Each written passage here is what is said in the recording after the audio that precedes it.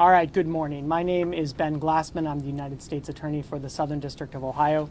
Joining me at the podium here this morning are Herb Stapleton, the Acting Special Agent in Charge of the FBI Cincinnati Division, Robert Brown, the Special Agent in Charge of the FBI Louisville Division, Hamilton County Coroner Lakshmi Samarko, Cincinnati Police Chief Elliot Isaac, Hamilton County Sheriff Jim Neal, and Newport Police Chief Tom Collins. And we are here this morning to announce a federal criminal charge against Brian Michael Rini. As has been widely reported over the last few days, a couple days ago, Newport, Kentucky police encountered a youngish male walking on the streets, seemingly confused. When they encountered him, he identified himself to them as Timmothy Pitzen and said that he had been abducted when he was 6 years old and had just broken free of his captors. Law enforcement responded to this situation exactly as you would hope they would. Newport police got in contact with FBI Louisville, and FBI Louisville also got in contact with FBI Cincinnati, as well as with local law enforcement in multiple states, to include Illinois, where Pitzen had gone missing from in 2011. What I'm going to tell you next, the additional information that I'm going to provide, comes from allegations in the affidavit in support of the federal criminal complaint that was sworn out and filed about an hour or so ago here in federal court in Cincinnati. And so when I mention facts as alleged in the affidavit in support of the criminal complaint, please keep in mind that they are simply allegations. And Mr. Rini, like any criminal defendant, is entitled to the presumption of innocence unless and until he's proven guilty beyond a reasonable doubt in court.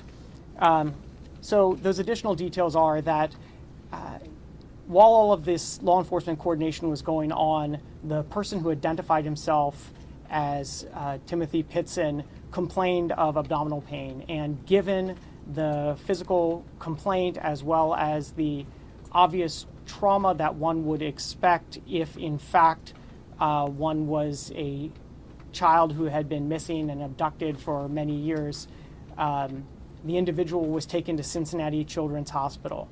Meanwhile, the FBI and local law enforcement in multiple states immediately initiated a missing children investigation and an interstate sex trafficking investigation based off of what this individual had told law enforcement. When he was at Cincinnati Children's Hospital, however, the person who had identified himself as Timmothy Pitzen declined to provide fingerprints on request. He did, however, provide a swab from which DNA could be tested. I should say when the people to whom he was speaking here were the FBI task force here in Cincinnati. It was cooperative. It's the same task force that investigates sex trafficking and child sex trafficking routinely, and so it's a cooperative venture that is led by the FBI, but also includes task force officers who are assigned from Hamilton County Sheriffs and Cincinnati Police. In fact, in this case, the task force officer who spoke with this individual on Wednesday was a task force officer working with the FBI from Cincinnati Police. She identified herself to this individual and identified herself as working with the FBI. And at that time, the individual identified himself to her as Timmothy Pitzen and gave details about how he had been abducted and had been suffering from physical and sexual abuse, and had only just recently escaped from a location in Cincinnati. Meanwhile, the DNA test that was the buccal swab that had been extracted from him was submitted from the FBI to the Hamilton County Coroner's Office, which was able to turn around a quick analysis of that swab and comparison of that DNA to the DNA of Timothy Pitzen's parents indicated that the person in question was not, in fact, Timothy Pitzen. So then yesterday, FBI agents returned to talk again to the individual claiming to be Timothy Pitzen. They identified themselves to him as FBI agent.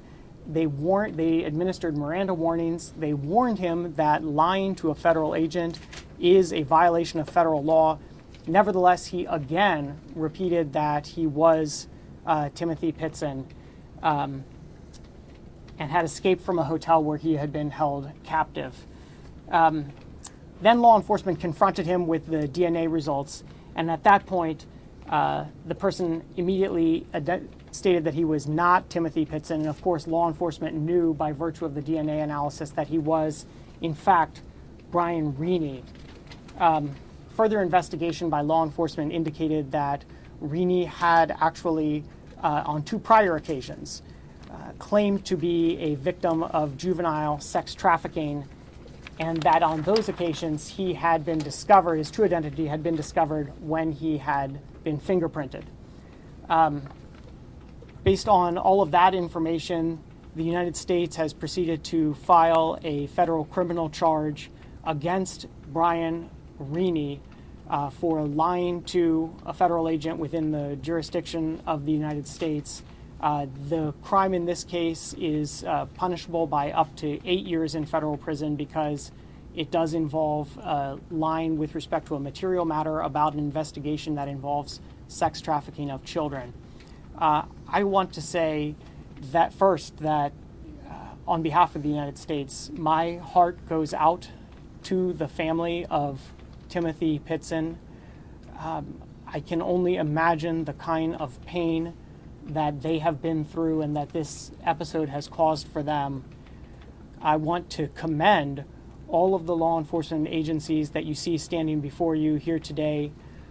It's the kind of cooperative effort that is what we would hope for from law enforcement when they are confronted with this kind of situation. And of course, I also want to commend Assistant United States Attorneys Christy Muncy and Kyle Healy, who are prosecuting the case. Mr. Rini appeared in federal court on this charge about 45 minutes ago. At the United States request, he was held without bond at the current time, and he will have a detention hearing on Tuesday. So I'm going to yield the podium momentarily to Acting Special Agent in Charge Stapleton, and then to Special Agent in Charge Brown and Hamilton County Coroner Samarco. After they've had an opportunity to make comments, I will return and answer any questions you have. The only additional point that I want to make before yielding the podium is that the investigation with respect to Mr. Rini remains open and ongoing. So if anyone who is watching has additional information with respect to his information about him or his immediate whereabouts prior to being encountered by the Newport police, ask them to contact FBI Cincinnati in order to further that investigation. And then, as you will of course hear from my colleagues in law enforcement, and perhaps more importantly, the investigation regarding Timothy Pitzen is of course ongoing, and law enforcement will continue to do everything in their power in an effort to find the actual child. With that, I will yield the podium to Mr. Stapleton. Thank you, Mr. Glassman. And I want to just start off by saying thank you very much to Mr. Glassman and his office for recognizing the seriousness of this incident. Pardon me, for recognizing the seriousness of this incident and charging it accordingly. And I also want to say, just on a personal note, and echo Mr. Glassman's sentiments, that as an employee of the FBI, as an FBI special agent, as a representative of the United States government, and as a father, my heart goes out to the family of the victim, Timothy Pitzen, of this terrible kidnapping, and any additional pain that this incident may have caused them. On Wednesday, April 3rd, 2019, Newport, Kentucky police responded to a report of a male acting suspiciously. This individual, as Mr. Glassman said, allegedly claimed to be Timothy Pitzen, who had been missing since 2011 from Aurora, Illinois. And he also made statements about being abducted and trafficked and sex trafficked, a victim of sex trafficking. The individual was taken to a local hospital for treatment, including and an interview with a forensic psychologist, and for confirmation of his identity. While our agents and other law enforcement partners were skeptical that this person was who he claimed to be, we felt that it was our duty to the victims and the family of Timothy Pitzen to follow up all logical leads with respect to this case and do our best to confirm or discount the identity of the person claiming to be Timothy Pitzen. After scientific testing to determine if the identity of the individual matched the DNA from Timothy Pitzen, the results determined it was not the same person, and a further search of the DNA database revealed that the individual encountered in Newport was actually Brian Rini, an adult from Medina, Ohio. Clearly, false reports like this one can be painful to the families of missing children, and they also divert valuable law enforcement resources in order to investigate untruthful claims. Law enforcement takes dishonest reports very seriously, and as these charges today show, so does the United States Attorney's Office. And we caution that people making false claims can and will face criminal penalties for their false claims. The result of Mr. Rini's alleged false statements to law enforcement was the impetus for this charge that U.S. Attorney Glassman just announced. He's been taken into the custody of the FBI and had his initial appearance in the United States District Court. Finally, I just want to close by commending and thanking our partners for the valuable cooperation that was provided on this case. I want to thank the Newport Police Department, the Hamilton County Coroner's Office, the Aurora, Illinois Police Department, as well as task force officers from the Cincinnati Police Department, the Hamilton County Sheriff's Office, the Coleraine Police Department, and Homeland Security Investigations, in addition to the hard work of our agent and task force officers from both the Louisville FBI office and the Cincinnati FBI office. We also greatly appreciate and support the support and cooperation of Cincinnati Children's Hospital and other partners who have assisted in this matter. At this time, I'll turn the podium over to SAC Robert Brown from the Louisville Division of the FBI.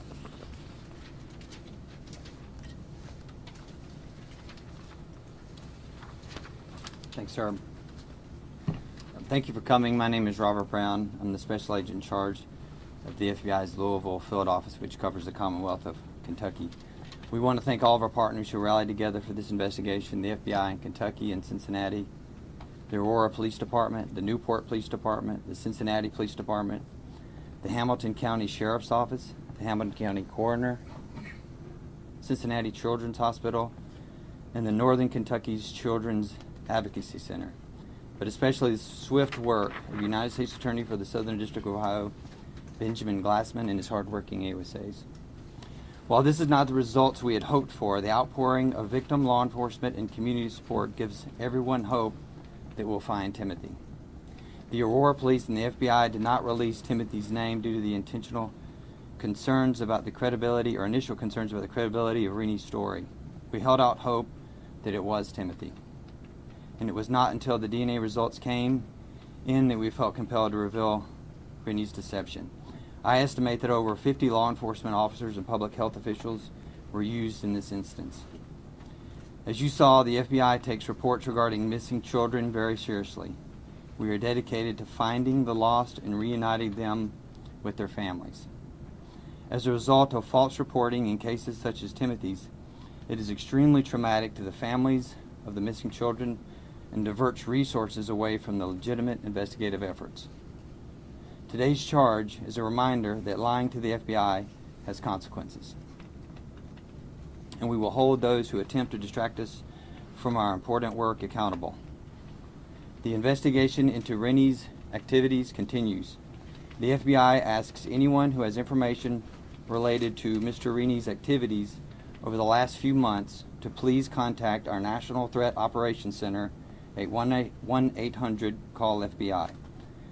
I want to assure everyone that law enforcement is committed to finding the missing and reuniting them with their families despite the obstacles placed in front of us. Lastly, all of our thoughts are with the Pitzen family and all victims of missing children. Thank you.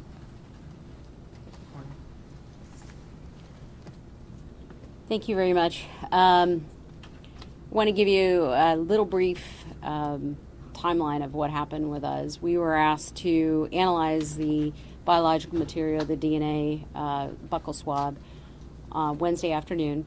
And Tracy Sundermeyer, who's one of our experienced DNA analysts in our office, basically dropped everything and volunteered to do the analysis. And she extracted the DNA, came up with a profile, and we reached out to our partners at BCI. We were having a little connection problem with CODIS, and we had BCI put the information in, and then we did get the confirmation yesterday afternoon that this was not a match. And you know, a lot of times we talk about what's a match and what isn't a match, and it's usually in the range of 1 trillion to 1. And considering there's only 7 billion people in the world, that's a pretty good possibility. So we have amazing partnerships with local and federal law enforcement in this region, and we're always there to help. And this just emphasizes how important it is to have these relationships and a facility that can actually process things on a dime and be able to be helpful. And lastly, I wanted to say there is no greater win for law enforcement than to be able to find a missing child and return that child to their family.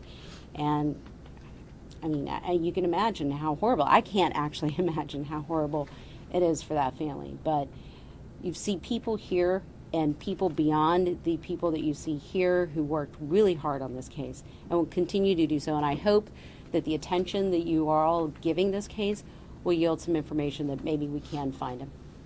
Thank you. So in summary, what I hope people come away with is that it is not okay to make false claims to law enforcement about serious matters like this. It diverts law enforcement from doing their jobs. You can see that when this kind of claim is made, law enforcement at the federal, state, and local levels moved heaven and earth to try to determine if they had in fact found this missing child. And it's not okay to do it because of the harm that it causes, the pain for the family of that missing child. And I hope that's what this prosecution reflects. I'll take any questions you have. Yes, you were first. Can you speak to the fact of where he got this information about Timmothy Pitzen to describe it so in depth? Yeah, so according to the affidavit in support of the criminal complaint, Mr. Rini told agents that he learned this information from watching a 2020 episode about Timmothy Pitzen. We confirmed that there was such a 2020 episode and that, in fact, a rerun had aired just several weeks ago.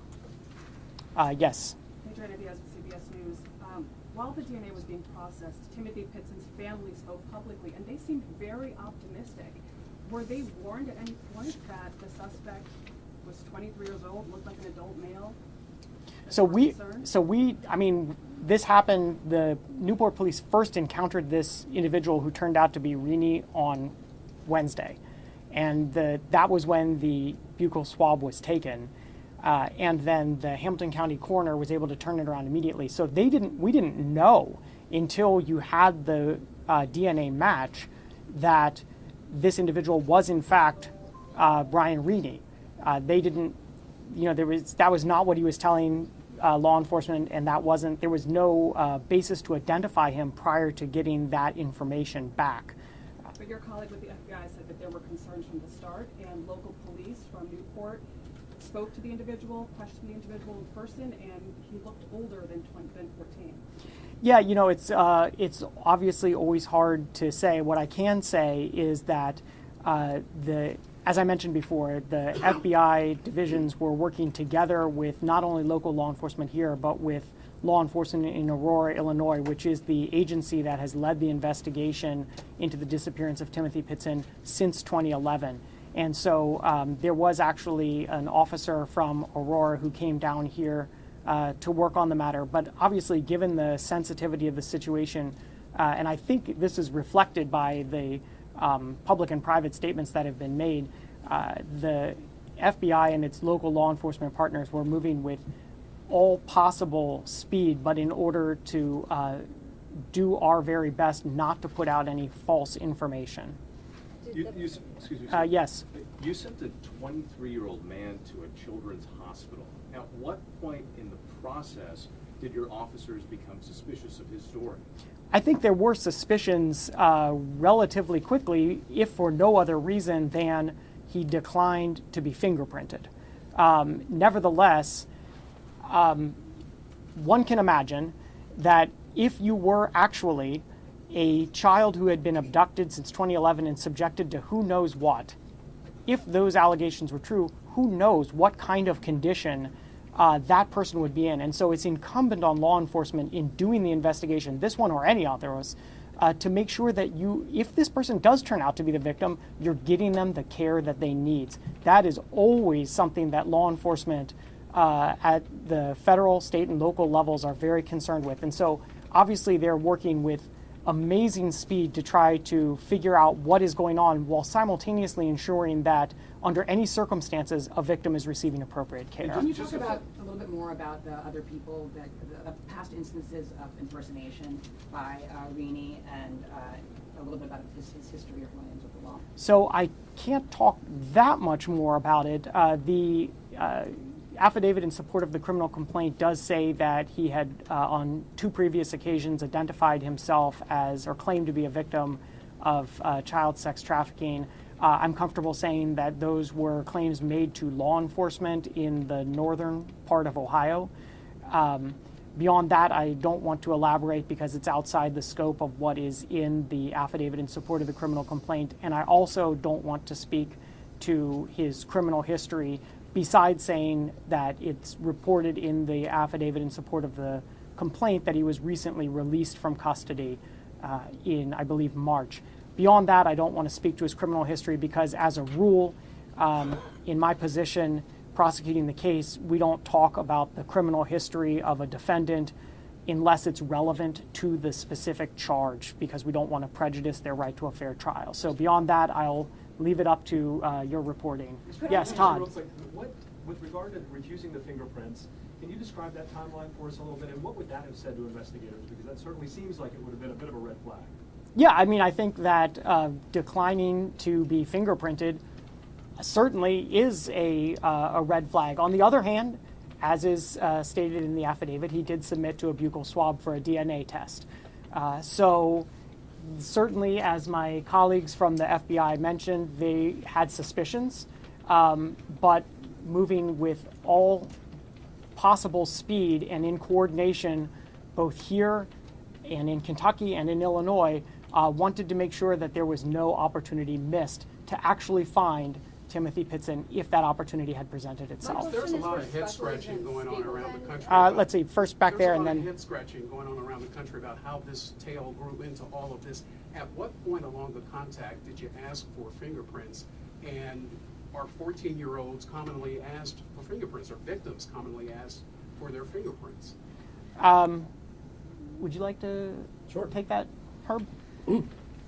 Sure. So every case is a little different, but it wouldn't be unusual to take whatever steps we could within the respecting the rights of a patient or a juvenile to try to identify that person and return them back to their reunite them with their families. And so what we were trying to do at that point is get a solid identification, because we deal in facts, not any kind of speculation or hunches. It was very important for us to try to establish a firm factual basis for the identity of this individual.